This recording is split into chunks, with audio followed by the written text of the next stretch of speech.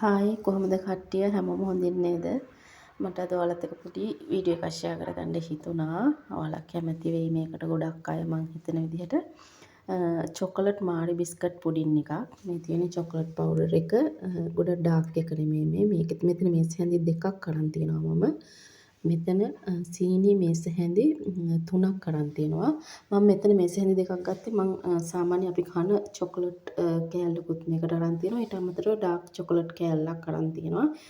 මේ ඔයගොල්ලෝ කැමති විදිහට කැමති ප්‍රමාණයට හැදුව හැකි. ඒ කියන්නේ අපි ගන්න ට්‍රේ එකේ ප්‍රමාණය තමයි මම මේ පොඩි ට්‍රේ එකේ ප්‍රමාණය තමයි මම අරන් තියෙන්නේ. ඊට අමතරව කිරි මිලිලීටර් 300ක් අරන් තියෙනවා. අපි බලමු මේක කොහොමද එන්නේ කියලා. මේක හරිම රහයි. පොඩි අය ආස වෙයි. ඉතින් ඔයාලත් හදන්න මම හදලා බලන්නම් කොහොමද මේක එන්නේ කියලා. මේ විදිහට ලිප පත්තු කරලා අපි කිරි ටික අරගෙන මේකට මෙහෙම දානවා. ගොඩක් දාන්න එපා. සාමාන්‍ය ඔයාලා චොකලට් ගන්න ප්‍රමාණය ඔයාලට තේරෙනවනේ. ඔයාලා හදන ප්‍රමාණය. මම කිරි තව ටිකක් මේක ඉතුරු කරගත්තා. ඒක අපිට පස්සට ඕන වෙන නිසා.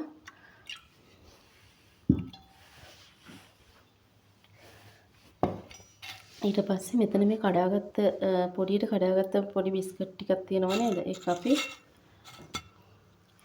මේ විදිහට මම මේ ඩාර්ක් චොකලට් එක මේකට දානවා.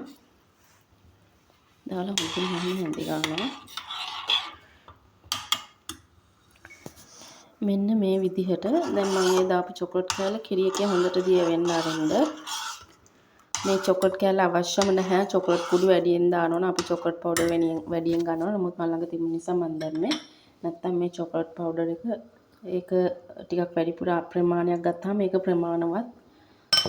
ඊට අමතරව මට වැඩි රස නිසා මම චොකලට් අපි සාමාන්‍ය කන කෑලි දෙකකුත් ඒකට දාගන්නවා. දාලා මේක හොඳට මේ විදිහට කූරු ගන්නවා. අඩු ගින්දරේ මේ හොඳට කූරු ගන්න. නැත්තම් ගොඩක් මේ ගින්දර වැඩි වුණාම නිකන් අර කන රහක් වගේ එන නිසා ඔක ඔය විදිහට හොඳට කූරු ගාලා හොඳට මෙයා වුණාම බලන්න මේ කැට හිටින්න නැති වෙන හොඳට කූරු ගා ගන්න හිමීට හිමීට. ඊට පස්සේ මේ පොඩියට කඩාගත්ත මාරි බිස්කට් ටික අපි මේකට දානවා. දාලා ඒකත් කූරු ගන්න හොඳට.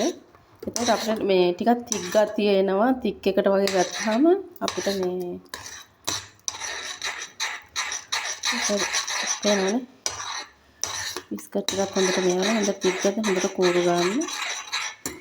මේ විදිහට මේ බලන්න හොඳට තික් එකට හොඳ තේරෙනවනේ. මේ විදිහට හදාගත්ත එකට අපි සීනි ටික කොහොම දාගන්න. සීනි අර චොකලට් වල මං ගත්ත චොකලට් පවුඩර් එකේ මේ ඩාර්ක් එකේ දෙකේම එකේ සීනි ගතිය නැහැ. එහෙනම් සීනි ඕලා බලලා දාන්න. සමහර අය මේකට මේ අපි දැන් සාමාන්‍ය පෙනි රස චොකලට් එකක් දානවා. ඒක දානවා නම් සීනි බලලා දාගන්න. ඔය විදිහට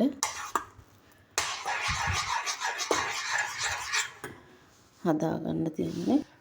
දැන් අපේ චොකලට් එක හරි මම මේකට පොඩියට මාරි බිස්කට් කඩලා වලට දැම්මනේ. ඒක සමහර අය ගොඩක් කුඩු කරලා දානවා. නමුත් මම එහෙම කුඩු කරලා ගොඩක් දැම්මේ නැහැ. මේ සාමාන්‍ය මම හදන විදිහට දැම්මේ එක එක්කෙනා එක කුඩු කරලා දානවා. දාන්න නැතුව කෙලින්ම බිස්කට් කිරි වලට පොඟවලත් හදනවා. ඒක ඔයාලා කැමති විදිහට ඒක ගන්න පුළුවන්. දැන් මම මේ කිරි ටික මේකට දානවා. දාලා මාරි බිස්කට් මේ විදිහට කිරියකට මාරි බිස්කට් ටික ඔහොම පොඟව ගන්න. මෙන්න මේ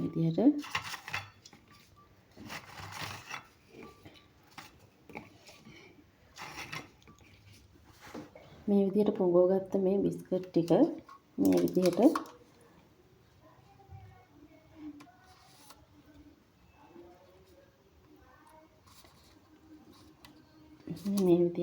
අඩු කරගන්න.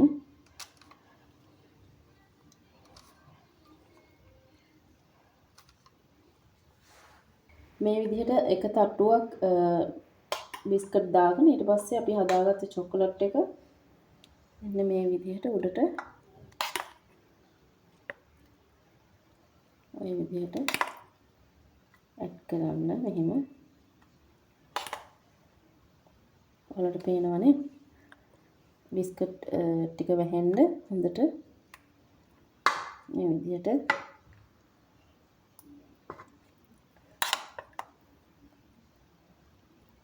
ඊට පස්සේ නැවතත් බිස්කට් ටිකක් පොඟවන කිරි එකේ ආයෙ අපිට තට්ටුවක් දාන්න තියෙන්නේ මේ විදිහට.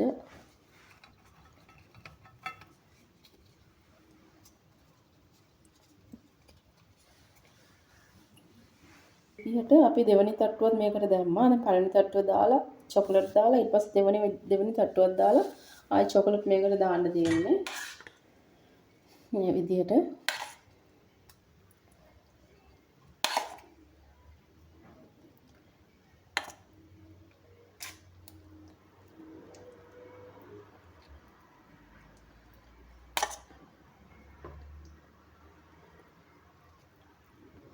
මෙන්න මේ විදිහට ආයෙ දෙවෙනි තට්ටුවක් දාන්න තියෙන්නේ. අපිට තව තට්ටුවක් මේකට දාන්න පුළුවන්.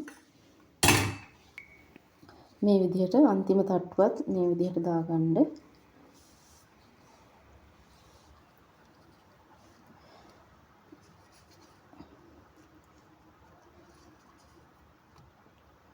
අපිට මේක වෙනත් බිස්කට් වලිනුත් මම හිතන්නේ හදාගන්න පුළුවන්. අපි ඉතින් අර මේකට නමක් දානවනේ මාරි බිස්කට් චොකලට් පුඩිම කියලා. ඒ හින්දා ඉතින් ගොඩක් අය මාරි බිස්කට් එකම තමයි ගන්න හොයන්නේ.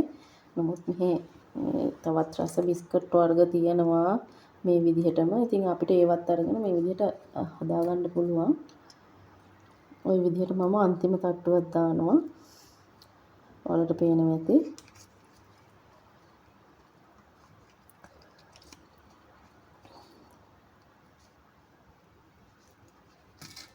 මේ විදිහට කිරි වල පොඟවලා ওই විදිහට දාලා ඊට පස්සේ අවසානයේදී අපි ඉතුරු වෙච්ච චොකලට් ටික වලට පේනවා සැහැන්ට.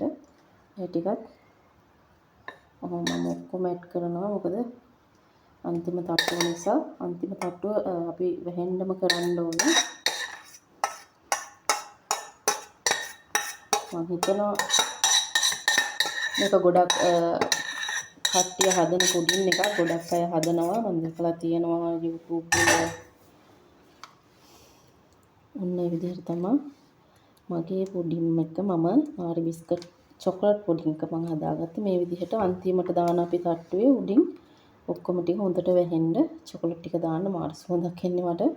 ඊට පස්සේ මේක අපි ටිකක් චුට්ටක් එළියේ තියලා ඩීප් ෆ්‍රීසර් ඒ කියන්නේ අධික ශීතකරණේ තියන්න ඕනේ පැයක් විනාඩි 45ක් තියපුවම හොඳටම ඇති. ඊට පස්සේ මේක අරගෙන අපිට රස බලන්න තියෙන්නේ. අපි බලමු. මෙන්න මේ විදිහට තමයි මගේ මාරි බිස්කට් චොකලට් පුඩින් එක ආවේ. ඔයාලට පේනවනේ හරිම ලස්සනට ආවා. මේ මම කෑලි කපුවා. මම ඉස්සෙල්ලා කිව්වට විනාඩි 45ක් වුණාට මම පැය එකමාරක් විතර අධිශීතකරණේ තියලා තමයි මේ ගත්තේ. ඉතින් මම කාලත් බැලුවා හරිම රසයි. ඔයාලා මගේ වීඩියෝ එකට කැමති නම් ලයික් එකක් දාලා කමෙන්ට් එකක් දාලා ෂෙයා කරන්න. අපි ආයෙත් වීඩියෝ එකකින් හම්බෙමු. එහෙනම් ඔයාලා හැමෝටම සුබ දවසක්.